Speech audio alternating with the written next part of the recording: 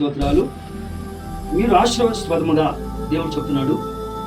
దేవుడు మీ కుటుంబాలు అన్ని కూడా ఆశీర్వాదముగా చేయాలని ఆశపడుతున్నాడు. నేను మిమ్మలను రక్షింతును, భయపడక ధైర్యం తెచ్చుకున్నది అని దేవుడు చెప్తున్నాడు.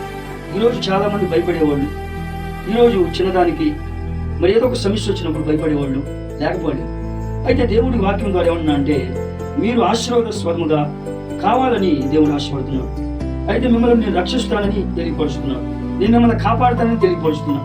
చివరికి ఏమన్నా అంటే భయపడవద్దు అని చెప్తున్నాడు. భయపడవద్దు, ధైర్యం తెచ్చుకోండి అంటున్నాడు. కనుక ధైర్యాన్ని ఈరోజు ఎక్కడ చూసినా ధైర్యం లేదు.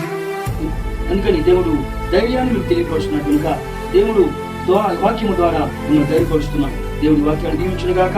చిన్న ప్రార్థన చేసి ప్రేమ కలిగిన తండ్రి, ఈ వాక్యం అయా నీ బిడ్డల హృదయాల్లో భద్రపరిచి ధైర్యాన్ని సమకూర్చమని యేసు నామములో అడుగుచున్నాను తండ్రి. ఆమేన్.